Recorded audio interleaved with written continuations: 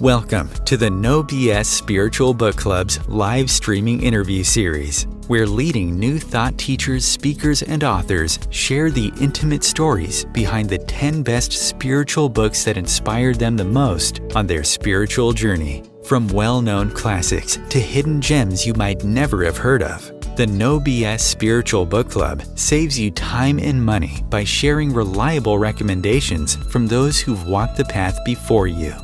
The No BS Spiritual Book Club, the only no BS guide to the best spiritual books to inspire your own journey of self-discovery. Here's your host, founder of the No BS Spiritual Book Club, Sandie Sedgbeer. Hello and welcome. Joining me today to share the 10 best spiritual books that inspired her life journey is Judy Carroll. Judy identifies as a blended soul whose conscious awareness spans two planetary connections, both Earth-human and Zeta Grey. The author of 5 books in the Zeta series, Judy's mission, along with the other blended souls that are here, is to be an interplanetary ambassador, introducing more clarity and deeper understanding of what has happened here in the past, offering understanding of present-time global events, and providing guidance on how to heal our future as a planetary civilization. Judy Carroll, welcome. Thanks very much, Sandie. It's lovely to be here and I'm looking forward to talking to you.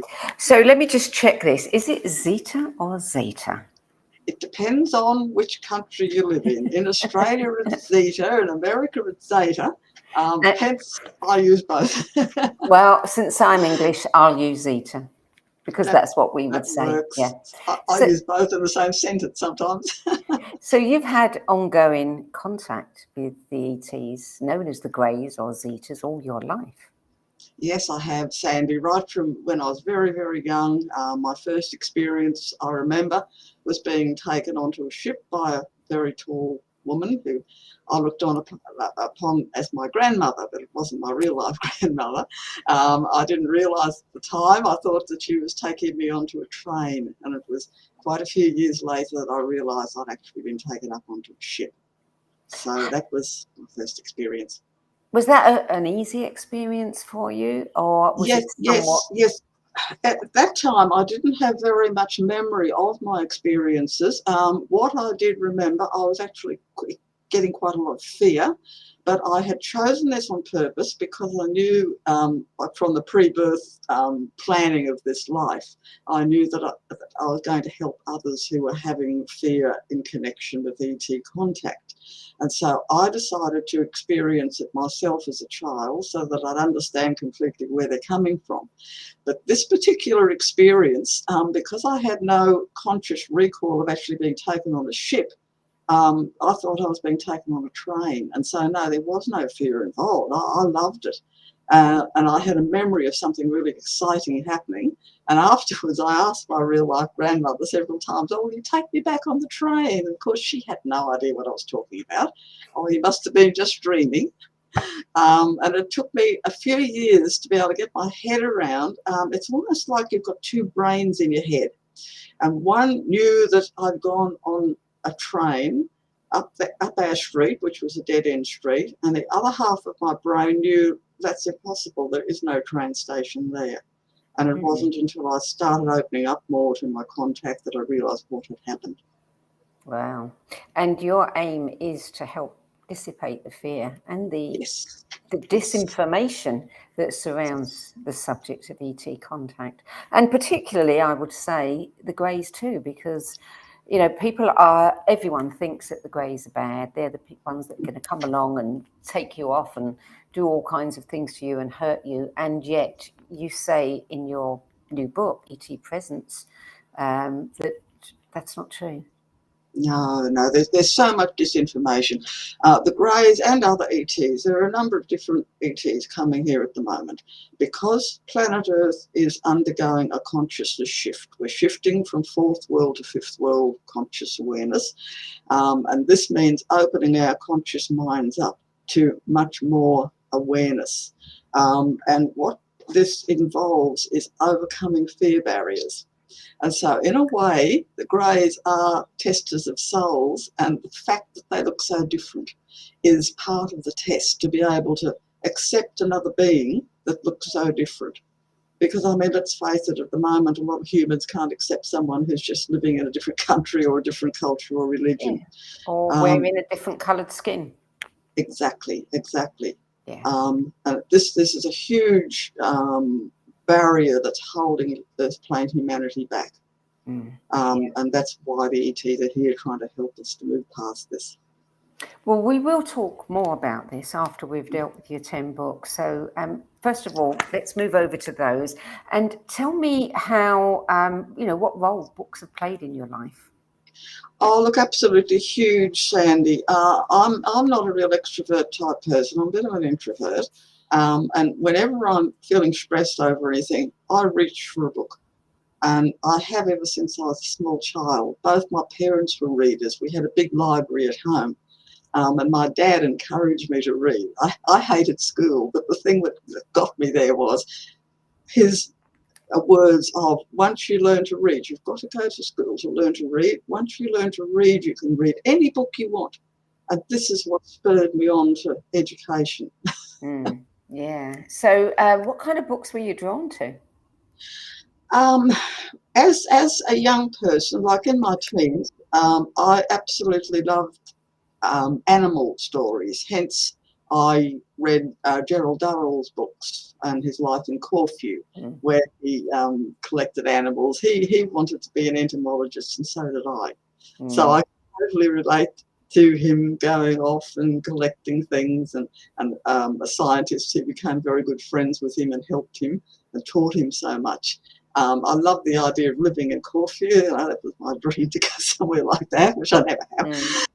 But I just love that, and I loved his sense of humour. His sense of humour was brilliant, and I know that this is something that I've carried through into my writing, the same sense of humour that he used in his books.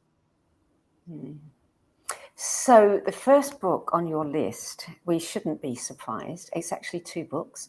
It's The Watchers 1 and The Watchers 2, exploring UFOs and the near-death experience by Raymond Fowler, published in 1995. Do you remember when you read this book? Oh, look, it wouldn't have been that long after it was published, because I was opening up to my ET contact in 1983. I had a very profound experience where I was opening up and realised my closeness to the Greys. I realised they were family. And I'd read a couple of books up until then that portrayed them as being rather negative. And this worried me, because I thought to myself, well, I'm one of them. I felt a real close connection. I'm not negative. I don't want to hurt anybody. I wouldn't abduct anyone. I mean, I can't stand to see anyone being made afraid or being hurt. So I was having a lot of trouble getting my head around this. And when this book by Raymond Fowler, The Watchers, came into my hands, he was a hypnotist, I think, as well as an author. He was the one who hypnotised Betty Luca, or Andreasen as she was back then. And he drew out a side of her contact experiences that hadn't come across in the other books that I'd read, in that he made her look a bit more deeply. And he said, yes, okay, you see that as something frightening, but look into it more deeply. And he helped her to come to an understanding that no, it wasn't really bad. It was something that had to be done, just like we go to a doctor. You might feel pain, but you've got to go for your healing.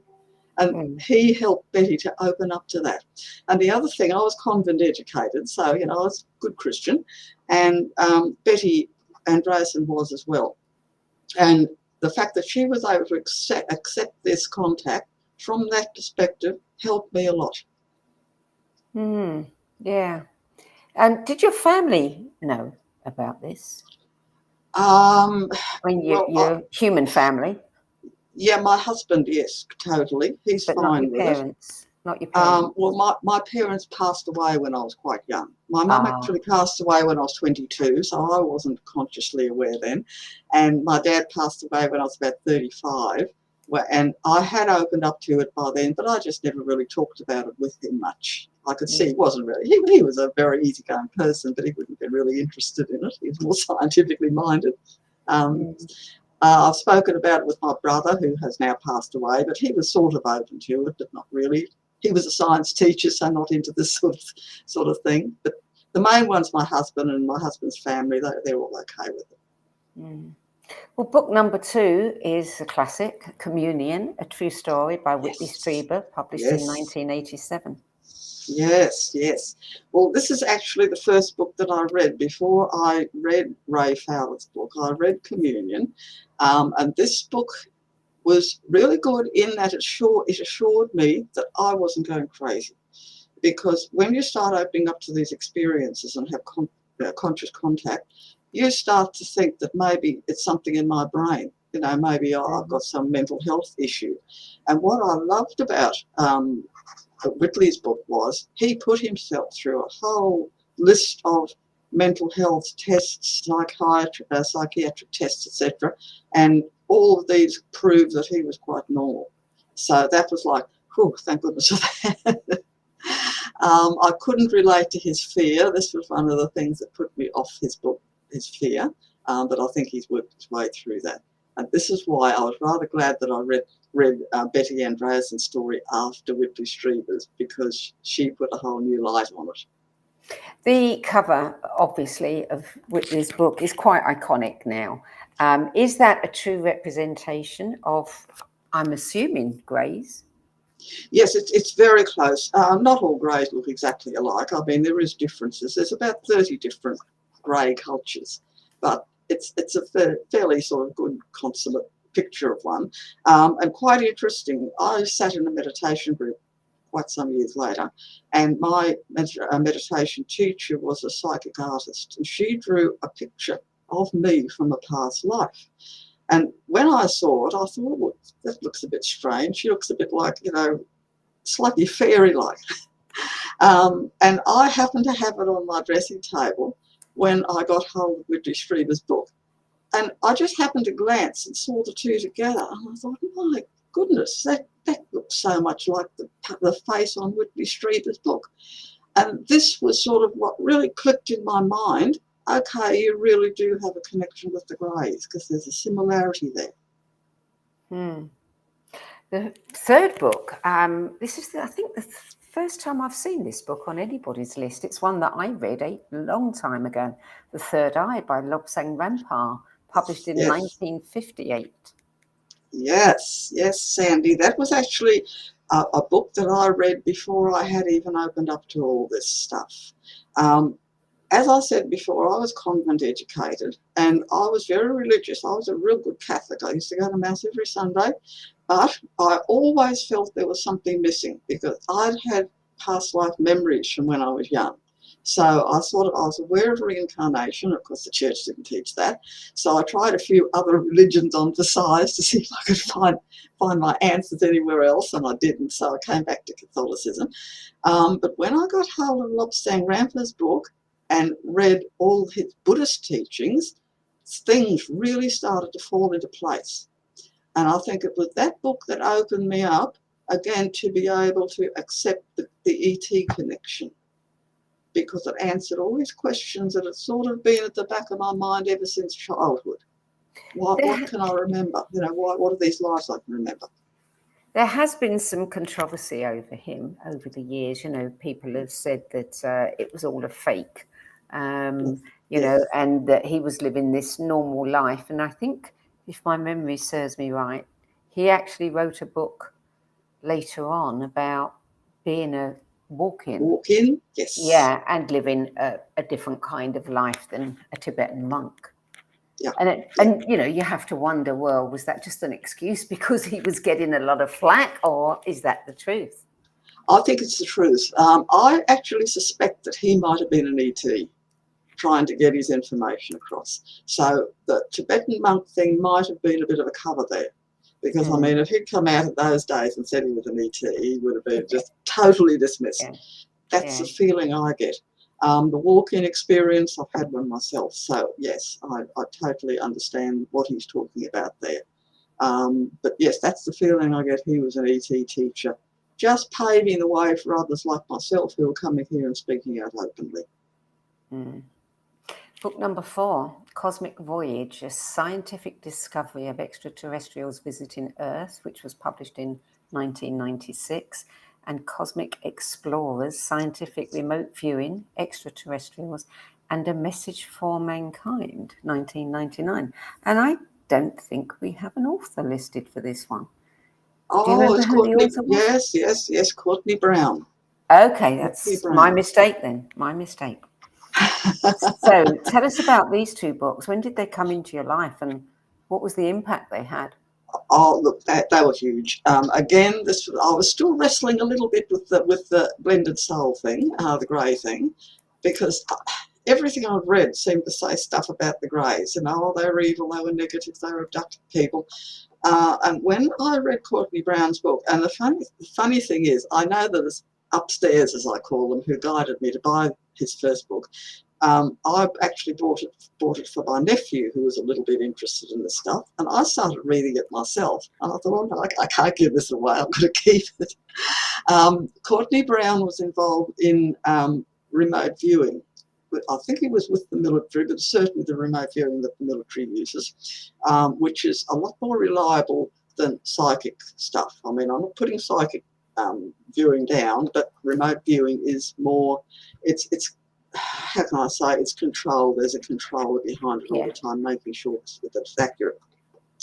And the information that he brought through on the greys was exactly what I had been given myself.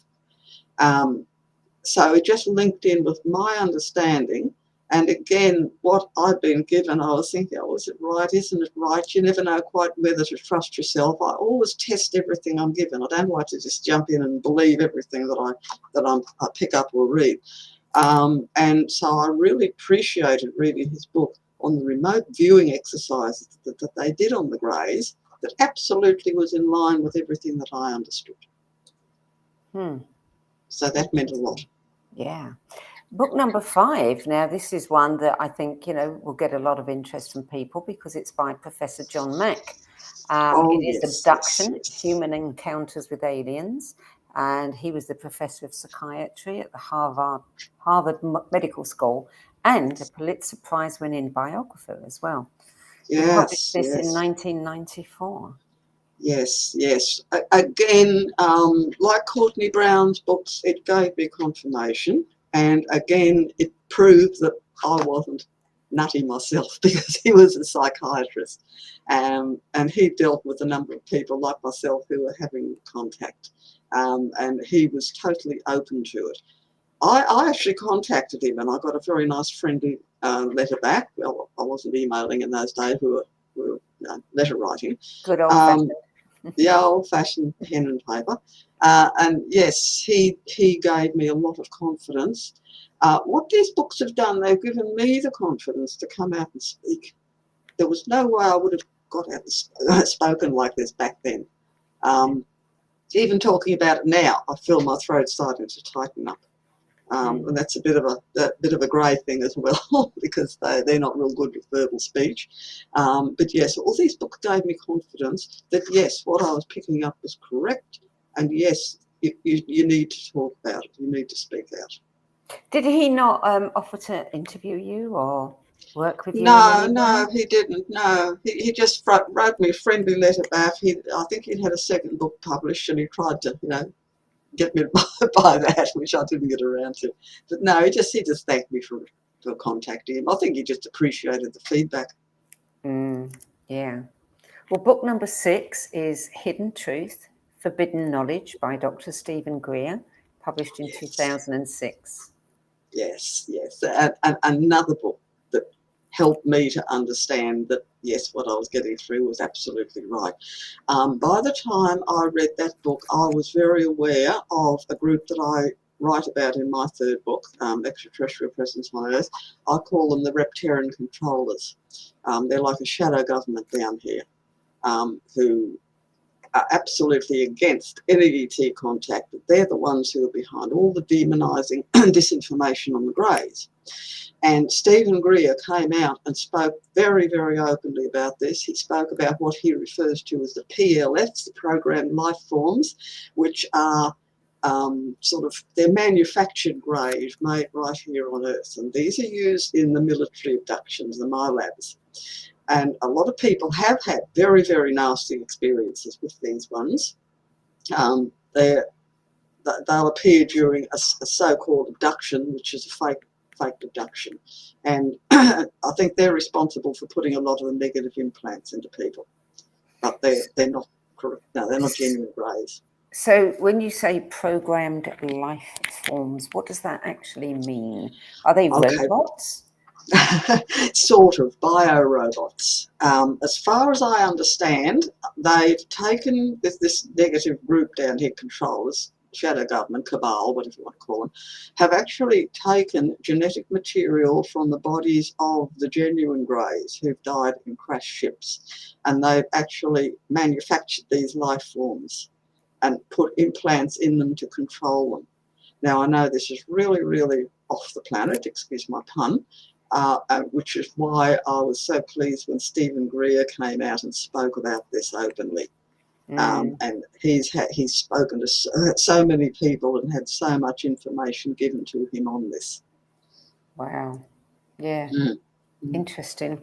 So when you said you did not say reptilians, you said reptarians, is that correct? Yes. What is the difference?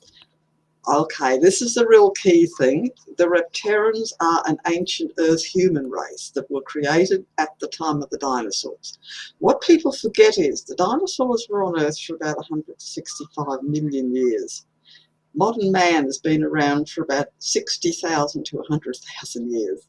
So the dinosaurs had a heck of a lot more time and opportunity to evolve, some of them, into a human race. Just the same as we've evolved from primates, the Reptarians evolved from dinosaurs. It was a biped dinosaur. And they also had off-planet help with the Draconians, who were the ones who initially seeded them here. And so they had very, very a high level of technology, including space travel. And this is how they were able to put themselves off as the God of the Old Testament. They were able to put on that persona. Yahweh. Yeah, Yahweh. Yeah. That's right. That's right. Yeah. And what I don't, why I use the word reptarian, I really want to differentiate them from the reptilians, because most of the reptilians, the off-planet ones who are coming here, are fine. I know several of them, and they're lovely people. I know of one who's a heart doctor, heart specialist, lovely, lovely, kind man. They're very much into healing and protection. The Reptarians, no, they are negative. Well, a lot of people, hear that the reptilians are really awful, and they look at the elite as being reptilians. They, people used to say Queen Elizabeth II was one. The entire royal family are reptilians. So there's a lot of mixed messages. Yes, that's right. That's right. The ones like that. Again, I don't like to make it too polarised. I mean, some aren't that bad, some are really awful. But again, I use the term reptarian because they're from down here. They're not off planet. And that's really an important point. Do you recognise all of these different types, when you come across them? Or, are there giveaways? Yes, I can feel their energy. I can feel their energy. Yeah. I'm very much into feeling people's energy. I do it with the politicians down here and the royal family and everyone. Everyone I meet, I feel into their energy. I can feel their aura, and I trust that. I've learned to trust it. Yeah. Well, book number 7 is Light at the End of the Tunnel: A Survival Plan for the Human Species by ex-Defence Minister of Canada, the Honourable Paul Hellyer.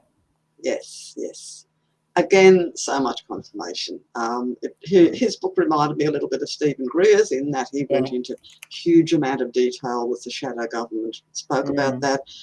Having been an ex-Defence Minister of Canada, he was very aware of the ET presence, which back then all the military were denying. I noticed they're starting to come out of the closet a bit now, but they were really denying it back then. And it's interesting because I contacted him to quote from his book in my 3rd book, E.T. Presence on Earth, And he got back to me with absolute, yes, he was absolutely happy, permission to do that. And when I got the book published, I sent a copy to him, and he was going to take part out of my book for the next book he was writing. I don't know if he ever did, but yes, very, very nice man. I'm sorry to see that he's passed away. Naturally. I have to wonder. I don't know much about his death. I don't know how he passed away. He would have been getting on in years, so it could have been, but you never know. One never knows. So we're going to take a short break now, Judy. You're listening to the No BS Spiritual Book Club, and sharing the 10 books that had the biggest influence on her life journey today is Judy Carroll. We'll be back with more of Judy's story and her 10 best spiritual books after this break. Om Times TV. Maya Angelou once said that there is no greater agony than bearing an untold story inside you. I'm Sandie Sedgbeer, and when I'm not hosting Om Times Media's flagship radio show What Is Going On and the No BS Spiritual Book Club, I help people share their untold stories. Books are my life, my joy and my passion, and there is no greater reward than helping aspiring writers get their books out of their heads and into the hands of those who are waiting to read them. If you feel that you have a book in you but don't know where to begin, visit sedgbeer.com, click on the Work With Me tab and find out how my experience helping others tell their stories might be just what you've been looking for. That's sedgbeer.com, sedgbeer.com.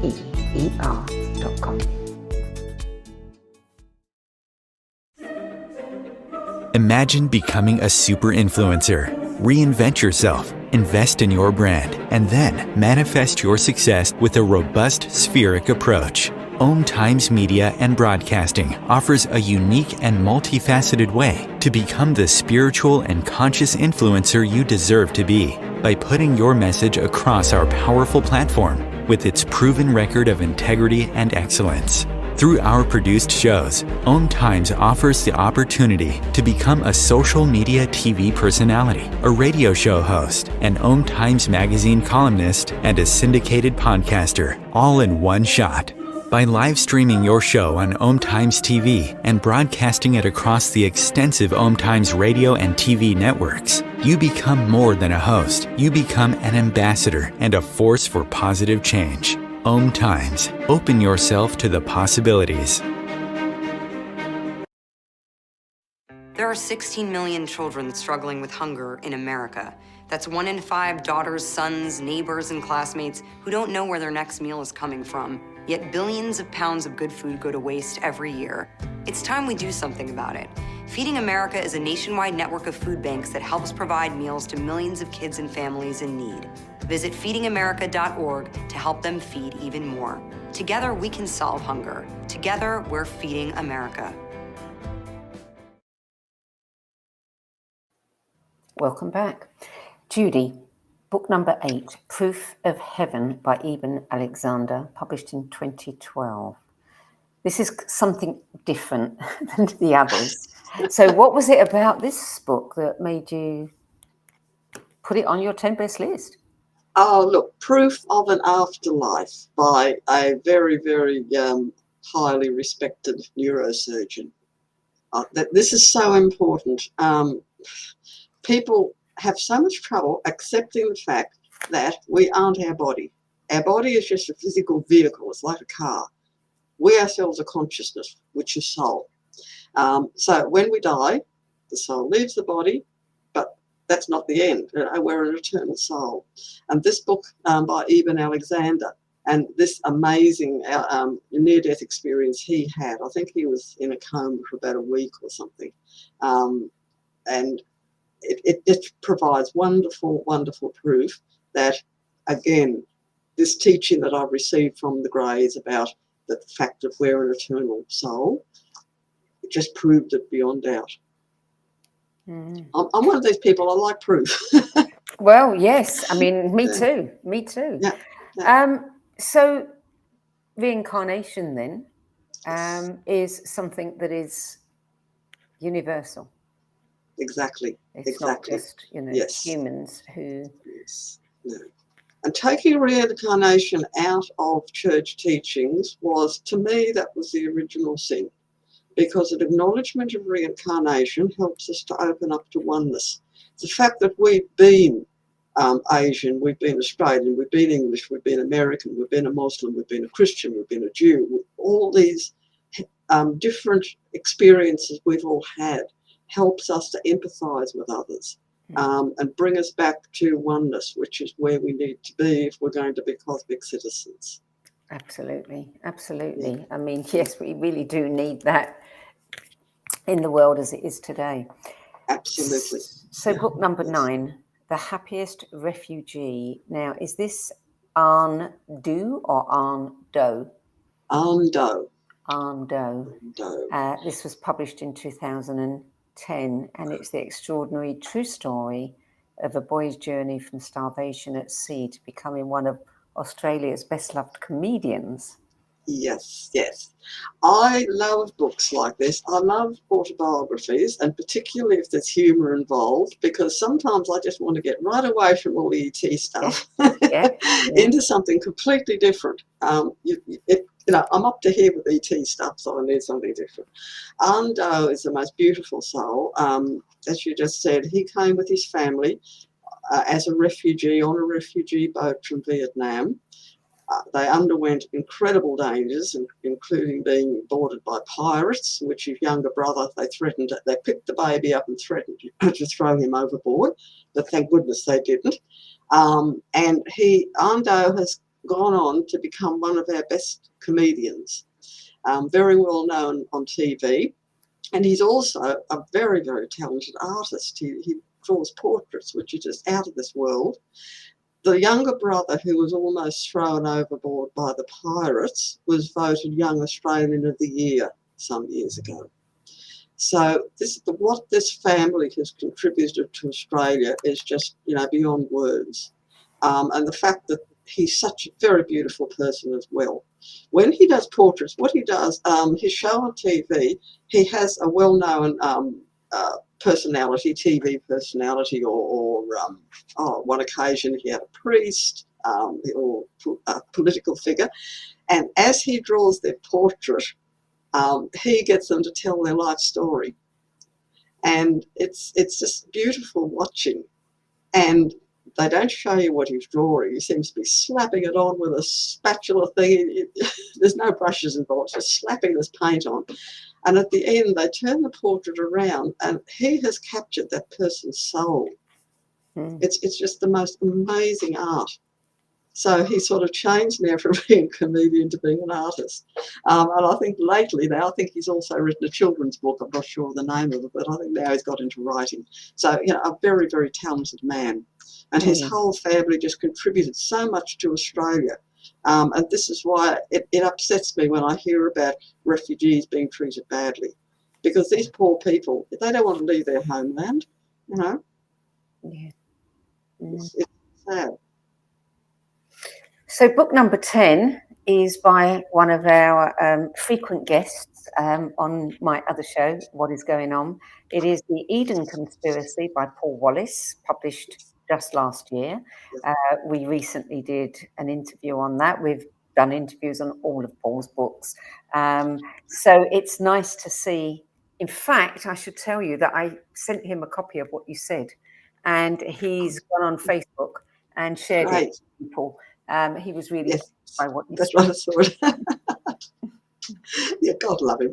Yes. Oh, no, that book, again, it was just a real eye-opener for me, because, again, I've known this for quite a long time, that the God of the Old Testament isn't what religion portrays, and that so much disinformation has been put out through the Old Testament, which is what's caused religion to move away from love. I mean, love should be the bottom line of religion, but it becomes so judgmental, and so fearful. This God threatening people with hellfire and things like that. That's not what religion is about. And again, to have somebody like even Alexander, the neurosurgeon, to have a priest and a student of the Bible coming out and speaking about this.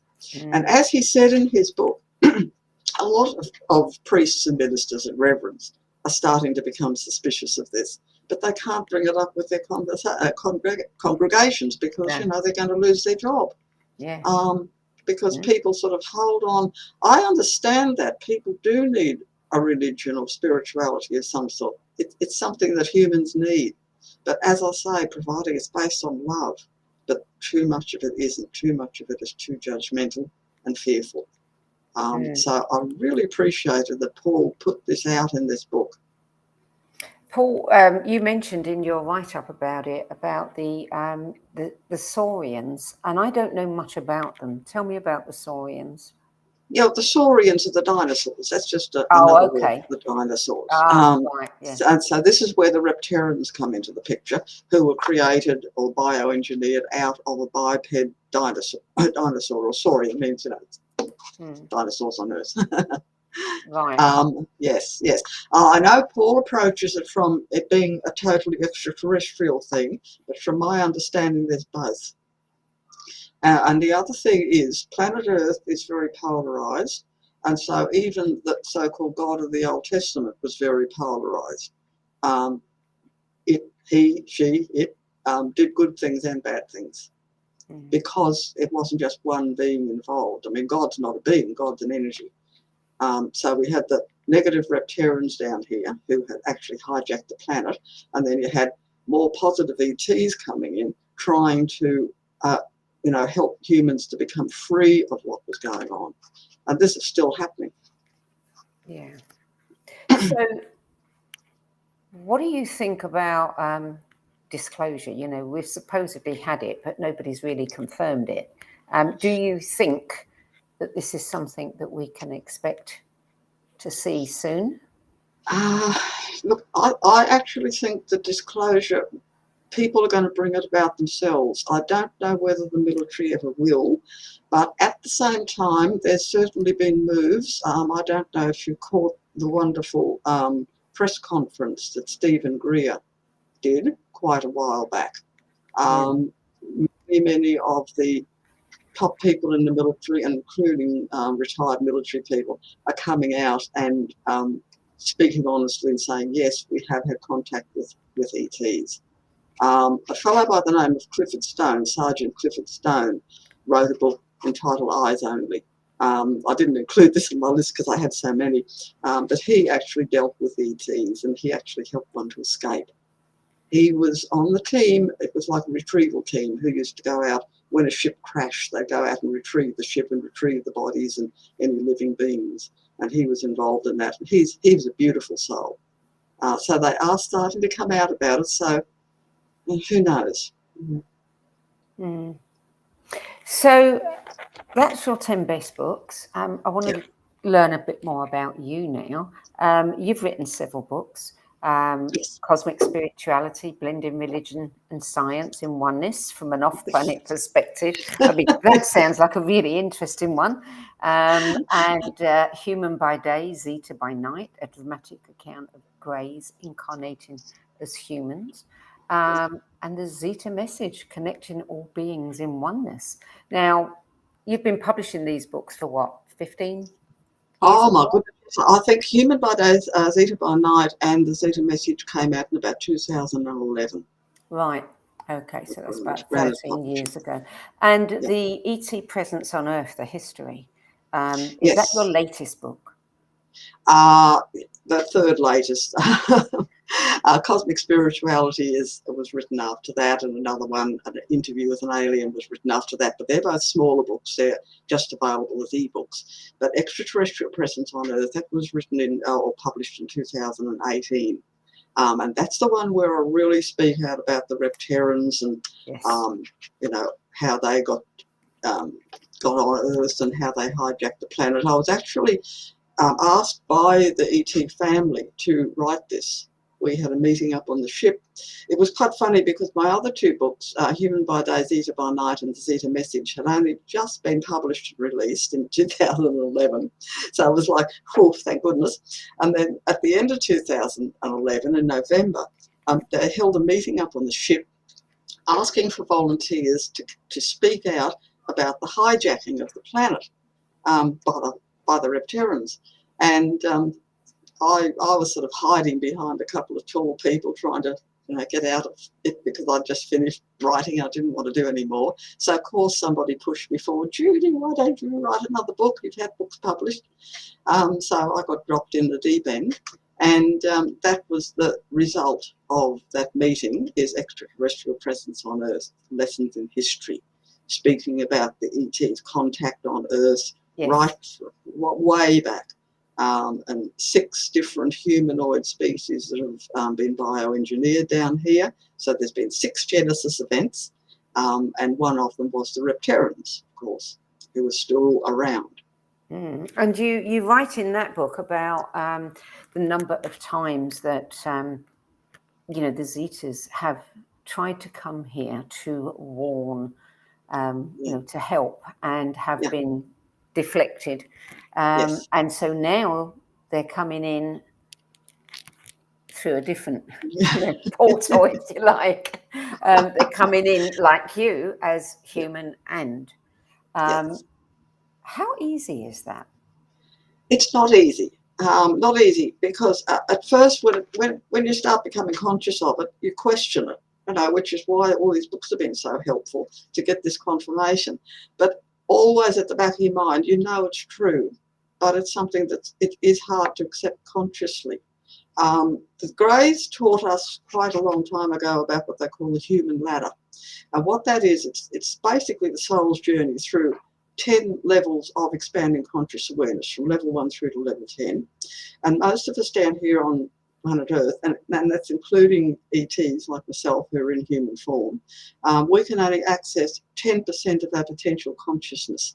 Now, this isn't brain power, it's consciousness, or conscious awareness.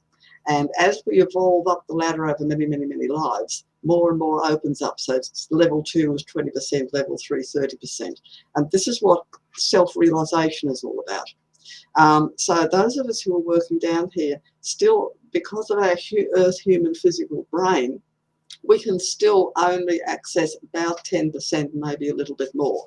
We're aware of more stuff when we're up there, like when I'm working up on the ship as a Grey, I'm aware of so much more, but when I come back here, it's really hard to bring it with me.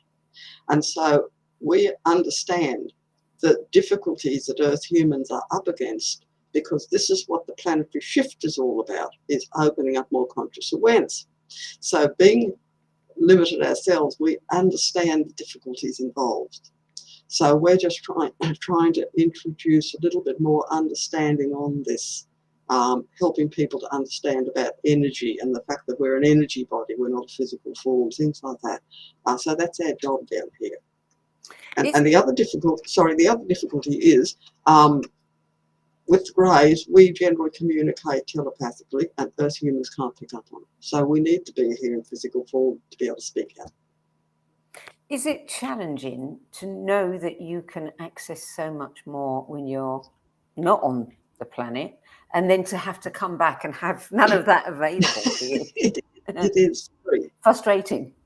Very frustrating. Yeah.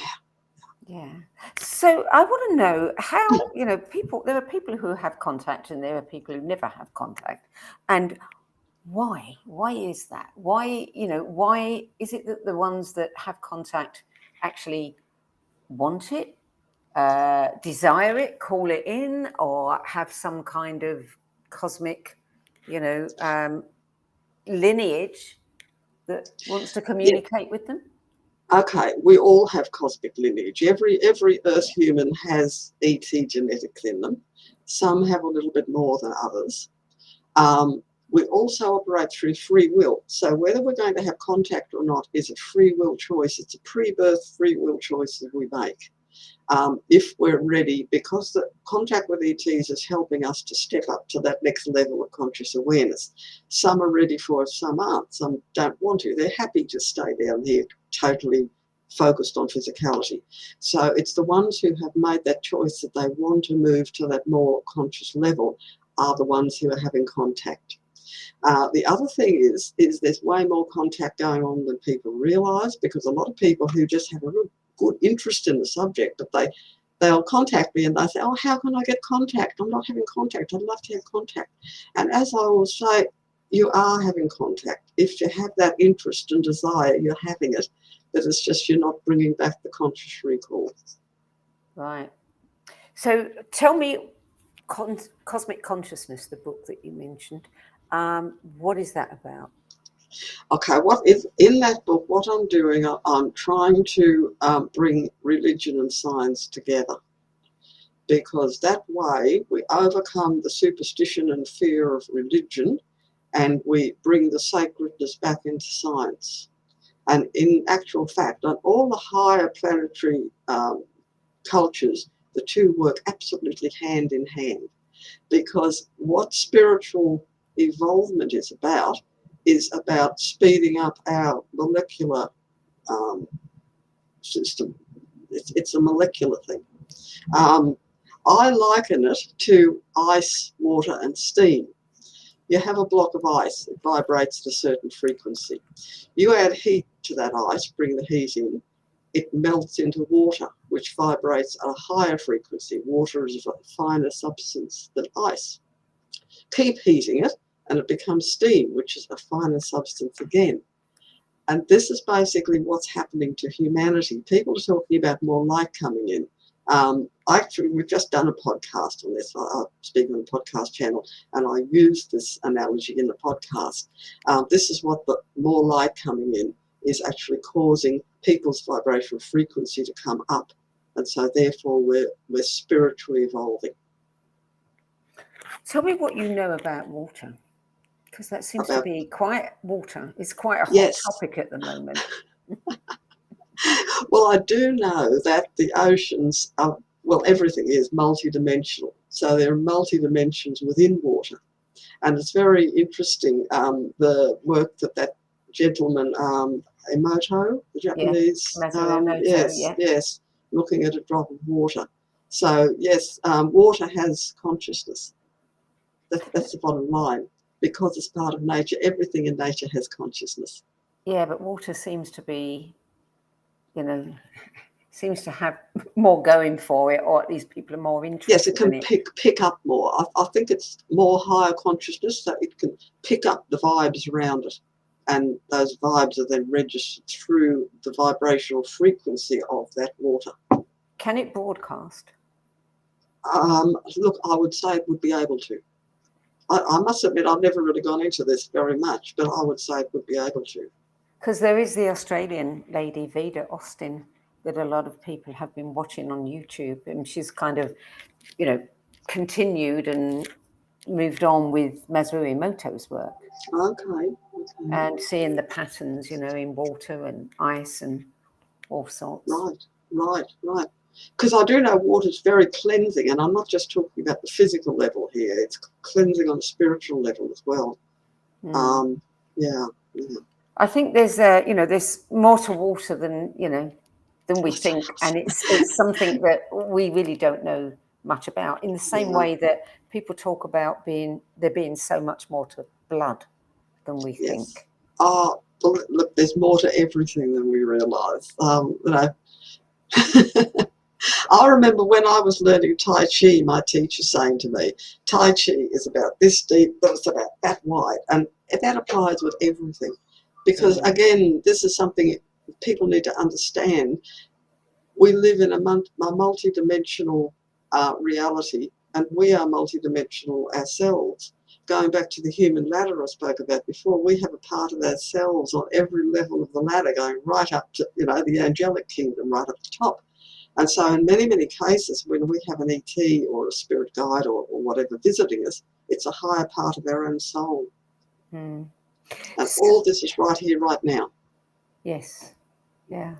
So tell me why other beings, I'll call them other beings, seem to be so keen for us to accelerate our growth.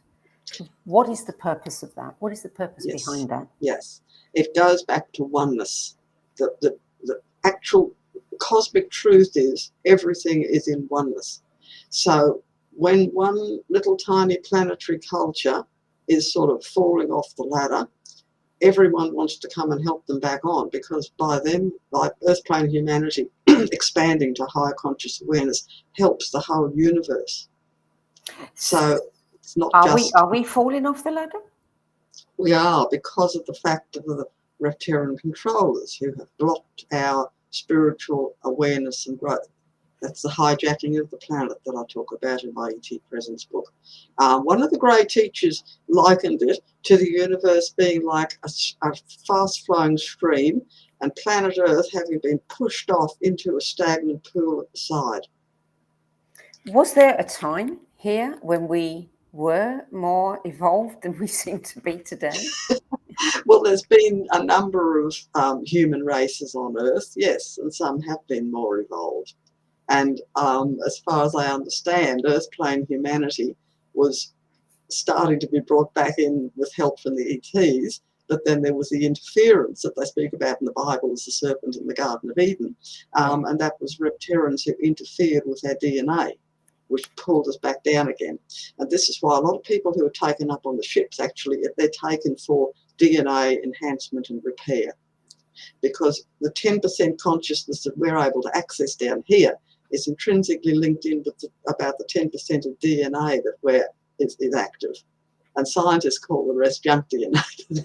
It's not. It's of different dimensions, multidimensional. So let's just say that everybody's successful in getting us back on this ladder. What then? Well, we just keep evolving. There is no, it's eternal. There's no end to it. We just keep evolving. We are evolving at a comparable pace, keeping pace with others rather than lagging behind. Yes. And actually, it's a return to God energy, which is 100% consciousness. This is where we get the omnipresence and the omniscience of what they refer to as God. It's just total open consciousness, total conscious awareness. And then we just keep evolving. And we continue to have incarnations. Yeah. As human beings on this planet or anywhere we do anywhere. Yeah, we evolved or incarnate where we need to be.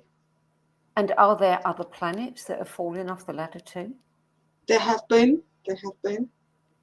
There'd be other level 1 planets that are still struggling. But I must admit, several of the Greys have said planet Earth's one of the hardest in the whole universe to work with. One of the hardest? One of the hardest, yeah. Hardest to evolve? To evolve, yeah, to get people to open up. Why is that? Because of the distractions that the reptilian controllers have placed upon us. Wow. A lot of people, they're actually just totally, all they want is to be down here in physical form. They're not interested in anything else. You start to try and talk to some people about spirituality and you just see this veil come down. They're just not interested. I read an article the other day that said, somebody said around 50% of the population are actually not even alive. You know, they're like dead men walking, and they have no, interest in raising their consciousness. You know, they don't even know about that is possible. That's is that right. True? Absolutely. Again, as I speak about in the ET Presence book, the reptilian controllers are behind. They're behind modern pop music, which in many cases has negative energy in it that it incites anger in people instead of love. They're behind the fashion industry. They're behind the entertainment industry. All these movies coming out of Hollywood, they're behind everything. And all these things act as distractions for people away from spiritual growth. They're more interested in, if I got my eyeshadow on right, or what do people think of this dress I've got on? You know, this is their whole life. Sport's another thing. I mean, all these things have their positive side. Planet Earth's very polarized. But the negative side is they all act as distractions. Mm-hmm. So do you feel confident that you are achieving your aim of dispelling some of the, the fear and the anxiety and the misunderstandings? I think so. I hope so. I get lovely feedback from people. A friend of mine co-hosts a podcast. We put a podcast out. We try to do it every week. And we get lovely feedback from people. We've got over 1,000 subscribers now. So, yeah, we'll get good feedback from that. I've had good feedback from my books. So, yeah, I think we're getting there. So could you put a a number on, if you had to predict how long it's going to take for us to get back on that ladder? Yeah. Are we looking at decades? Are we looking at hundreds of years? Okay, the ETs will never predict anything like that because of the fact that there's free will down here. So it's up to humanity themselves. Good answer. And some will, some won't. Some will get on it next week, and others, 100 years, they're still not on it. Yeah, we all have to take responsibility, don't we? We all have to take responsibility, and it's an individual choice. Judy, thank you. Thank you so much for joining us today. Oh, thank you for having me, Sandie. It's been an absolute pleasure. Thanks for adding your 10 best spiritual books to our archive as well. Great. So Judy Carroll's 10 best list can be found at the nobsspiritualbookclub.com, and you can learn more about her work and her books at ufograyinfo.com. And for videos, visit youtube.com/the Zeta This show is also available as a free downloadable podcast at omtimes.com, Spotify, iTunes, Amazon, Audible, and all the major podcast platforms. So if you like to listen rather than view, you can listen on the go. That's it for this week. I'm Sandie Sedgbeer. I'll be back at the same time next week with another 10 best interview for the No BS Spiritual Book Club.